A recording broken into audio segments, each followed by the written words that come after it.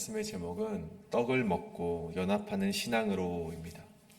떡을 먹고 연합하는 신앙으로라는 제목으로 말씀 잠시 나누도록 하겠습니다.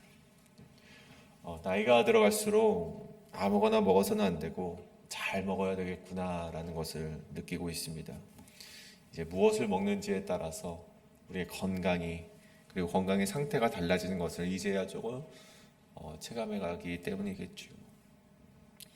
근데 여기서 잘 먹는다는 것은요, 좋은 재료를 먹어야 한다, 그런 의미도 있겠지만, 이 잘 먹는다는 것은 잘 씹고, 잘 소화하고, 피가 되고, 삶의 힘이 되는 음식을 잘 먹어야 된다. 그런 의미를 또한 담고 있습니다. 신앙도 이와 마찬가지라는 것이죠.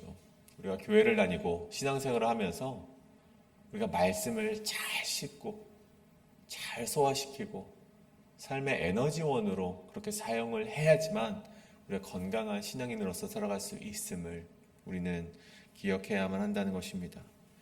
단순히 위기의 순간에 내가 힘드니까 예수님을 찾아오면 좀 몸보신 좀 할 수 있지 않을까, 이 말씀 먹고 좀 위로를 받아야지라는 마음으로 다가온다면 우리 어떻게 우리의 삶에 말씀이 힘이 되고 어떻게 능력이 될 수 있겠습니까? 오늘 말씀을 보십시오. 오병이어 기적 사건의 이후에 이제 예수님께서 가버나움 회당에서 이런 말씀을 좀 전해주고 있는 것이죠. 내가 곧 생명의 떡이다.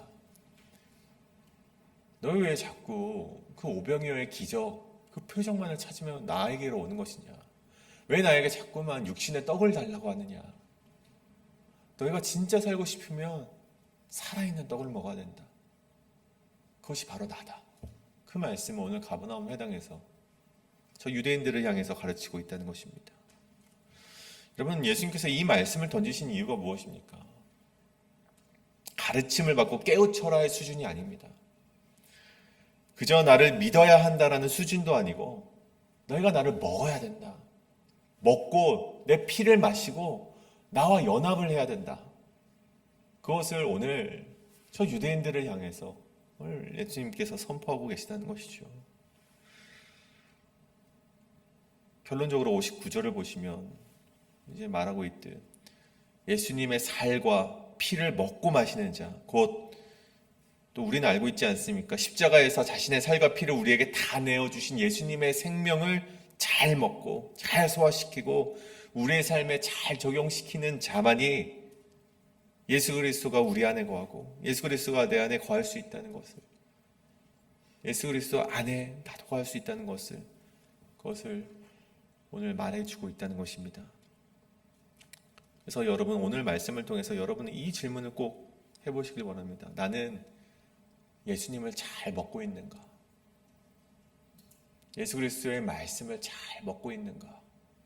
잘 씹고 있고 잘 소화시키고 그것을 내 힘의 원동력으로 살아가고 있는가? 아니면 주님을 그저 내 필요에 따른 떡을 주는 존재로만 여기고 내가 힘들 때 나와서 하나님 떡 주세요, 하나님 위로의 말씀을 주세요, 그렇게 살아가고 있는가? 우리가 질문을 던져보시고 오늘 그 질문을 통해 정말 올바른 답, 주님의 생명을 담지해내시는 그리스도인들 되시길 간절히 소원합니다. 오늘 41절의 말씀을 보기 원합니다. 41절, 자기가 하늘에서 내려온 떡이라 하심으로 유대인들이 예수에 대하여 수군거려. 여기서 수군거리다라는 말은 헬라 공귀존이라는 단어가 사용되었는데 속에서 이 불만이 자꾸만 생겨나서 그 불만 가운데 입으로 터져나오는 말, 입 밖으로 조용히 새어나오는 말, 그것을 가리켜서 공귀존, 수군거림이라고 오늘 단어가 사용이 되어 있더라고요. 근데 그들이 왜 수군거렸습니까? 예수님이 말도 안 되는 말을 하고 계시니, 나는 살아있는 생명의 떡이라고 말씀하시니 그들의 마음속에서 이해되지 못하고 불만이 잠깐만 생겨나왔던 것이죠. 내가 예수가 누군지를 아는데, 내가 부모도 알고 출신이 어디서부터 있는 줄 알고 난 다 알고 있는데 왜 자꾸 아버지를 운운하면서 하나님을 운운하면서 자신이 참 생명이다라고 하는 발언들이 사람들의 수군거림을 자아낼 수밖에 없었다는 것입니다. 근데 그 모습을 보셨던 예수님께서 43절에 보십시오. 너희 수군거리지 말아라. 너희 마음속에 불만이 있느냐? 너희 마음속에 그 불만을 가지고 조용히 새어나오는 그 소리를 이제는 멈춰라.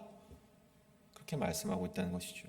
그리고 곧 이어서 핵심을 말하는데 44절에 나를 보내신 아버지께서 이끌지 아니하시면 아무도 내게 올 수 없으니 오는 그를 내가 마지막 날에 다시 살리리라.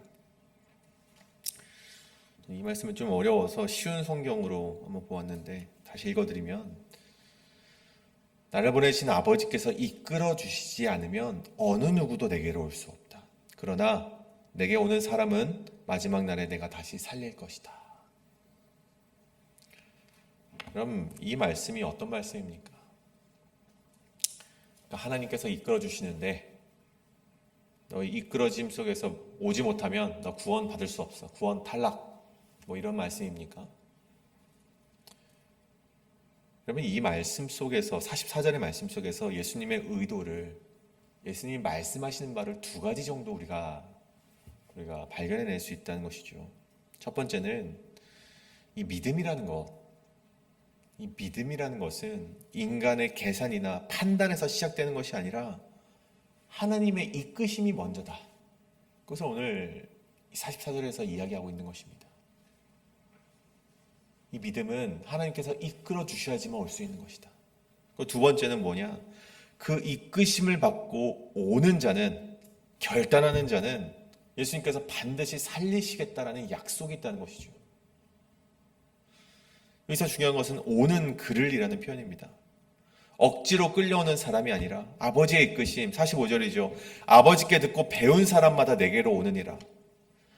예수님이나 혹은 선지자들의 가르침을 듣고 마음이 열려서 그 결단하고 예수님께로 나오는 자들이라면 하나님께서 마지막 날에 내가 반드시 다시 살릴 것이다 라고 약속하고 계시다는 것입니다. 그래서 저들이 예수님의 말씀에도 수군거렸다라고 하는 것이 의미하는 바는 저들은 예수님의 가르침과 수많은 선지자들의 가르침 속에서도 내가 경험한 것, 내가 생각한 것, 내가 맺는 범주 안에서만 생각하고 마음이 깨어지지 못하고 닫혀 있음을 보여주는 것입니다. 나는 생명의 떡이다. 나는 표적과 기사를 보이면서 그 생명의 말씀을 전했음에도 저 예수가 내가 누군지 아는데, 나 저 사람이 누군지 아는데, 저거 요셉의 아들 아니야. 저거 어디 출신 아니야. 나사렛의 예수 아니야. 근데 무슨 이상한 말 하고 있어. 라고 그 자신의 생각과 범주 안에서만 생각하는, 마음이 깨어지지 않는 그런 자들을 보면서 저 예수님께서는 너희가 수군거리지 말라라고 말씀하셨다는 것이죠. 그저 떡을 주시는 예수님만을 환영하며 또 왕으로 모시고자 했지만 하늘에서 내려온 생명이라고 말하는 예수님은 저들이 거부하는 모습을 보였다는 것입니다. 예수님을 이용하고 싶었지 예수님께 속하고 싶지는 않았던 것입니다. 우리가 지난번 말씀 때 우리가 함께 나누었듯이 우리가 예수 그리스도를 소비하는 신앙인가 아니면 예수님을 찾는 신앙인지에 대해서 우리가 함께 나누었는데 오늘 말씀도 동일합니다. 오늘 말씀을 통해서도 계속해서 우리에게 질문되어지는 것은 내 편의를 위한 신앙생활을 하는 것인가 아니면 참된 예수 그리스도를 찾는 신앙을 하는 것인가, 우리가 이 질문을 끊임없이 던져야 된다는 사실입니다. 내 편의를 위한 혹은 말씀으로 위로를 받기 위해서만 평소에는 내 뜻대로 다 살아가다가 어쩌다 한번 위기가 생겨서 주님 살려주세요라고, 물론 그것도 귀한 신앙이겠지만 그럼 우리가 일생을 그런 신앙으로 살아간다면 여러분 그것이 어떻게 생명이 될 수 있겠습니까? 일생을 그렇게 위기의 순간에만 찾아오는 신앙이라면 예수님께서 그렇게 하지 않으셨을 때, 하나님의 뜻과 내가 원하는 바가 일치하지 않았을 때 우리 속에는 원망과 실망과 수군거림밖에 남지 않는다는 것입니다. 오늘 여러분의 신앙은 어떻습니까? 우리가 당연히 알고 있는 바를 실천하길 원합니다. 예수님을 이용하지 마십시오. 주어진 말씀 속에서 매일같이 묵상하는 말씀의 가르침 속에서 우리의 마음을 여시고 하나님을 향해 나아가시는 저와 여러분 되시길 간절히 소원합니다. 그리고 예수님은 계속해서 이런 말씀하시죠. 47절입니다. 믿는 자는 영생을 가졌나니. 근데 이와 비슷한 말씀이 54절에도 기록이 되어 있어요. 뒤에서는 내 살을 먹고 내 피를 마시는 자는 영생을 가졌고. 그러면 믿는다는 것과 먹는다는 것, 물론 분명하게 다른 단어입니다. 하지만 오늘 이 말씀 속에서는요, 그 의미가 동일한 의미로 사용되었다는 것입니다. 믿는다는 것, 먹는다는 것, 그 모든 것이 예수님의 생명을 우리가 가지기 위한 단계라는 것이죠. 믿는다는 것은 예수님을 마음으로 받아들이는 것을 의미한다면, 먹는다는 것은 예수님을 내 안에 들여 삶의 일부로 삼겠다. 예수님의 말씀을 내 영혼의 양식으로, 영혼의 에너지로 삼겠다. 그것을 의미하는 것입니다. 그래서 이렇게 믿고 먹을 때 주어지는 결과가 무엇입니까? 56절에 내 살을 먹고 내 피를 마시는 자는 내 안에 거하고 나도 그의 안에 거하나니. 57절 마지막에 내가 아버지로 말미암아 사는 것과 같이 나를 먹는 그 사람도 나로 말미암아 살리라. 저는 이 살을 먹는다는 것, 피를 마신다는 것, 저는 지금도 가끔은 그렇게 생각을 하지만 이 신학교를 다니면서 예수님께서 이러한 표현을 하시는 것이 조금 무리수가 아니었나 좀 생각을 해본 적이 있습니다. 왜 굳이 살과 피를 먹으라고 하셨을까? 여러분, 이것 때문에 우리 초대교회에 굉장한 논쟁이 생기지 않습니까? 저들이 식인종이다, 저들이 사람을 먹는다라는 막 논쟁이 생겨나지 않았습니까? 그런데 여러분, 이것이 단순한 비유가 아니라는 것입니다. 여러분이 우리가 이 뜻을 반드시 이해해야만 하는 것인데, 아까 처음에 말씀드렸듯이 몸에 들어온다는 것, 먹는다는 것은 몸에 들어오는 것, 흡수하는 것을 말하는 것입니다. 몸에 들어오면요, 여러분, 피가 되고 에너지가 되고 살이 되는 것입니다. 나와 분리될 수 없는 것을 말하는 것이죠. 예수님께서는 자신을 부분적인 도움이나 일시적인 은혜의 통로 정도로 여기길 원치 않으셨습니다. 자꾸만 오병이어 보여주세요. 정말 우리의 왕이 되어서 이 끊이지 않는 양식을 우리에게 주세요 라고 말하는 저들에게 너희 그렇게 일시적인 은혜만을 추구하며 살아가지 말아라. 내가 주는 말씀, 아니 나를 먹어라. 이 참된 생명을 먹어야지만 너희가 끊임없이 너희가 살아갈 수 있다. 그 말씀을 예수님께서 전하고 싶으셨던 것이죠. 그래서 저 떡만을 요구하는 저들에게 아주 정말 최적의 설명을, 최적의 비유를 저들에게 던져주신 것이 바로 이 떡과 그리고 피의 살의 우리 비유라는 것입니다. 사랑하는 여러분, 떡은 눈으로 보는 것으로 끝나는 것이 아닙니다. 입에 넣고 씹고 삼키고 소화되어야 비로소 생명이 되는 것입니다. 말씀도 마찬가지죠. 좋은 말씀이라는 것을 단순히 알고 끝내는 것은요, 그럼 조금 과장되게 말하자면 그럼 믿지 않는 자들과 실천적인 면에서 뭐가 다르겠습니까? 좋은 말씀을 머리로 듣고 끝내버리는 것, 여러분, 세상에도 좋은 말씀이 얼마나 많습니까?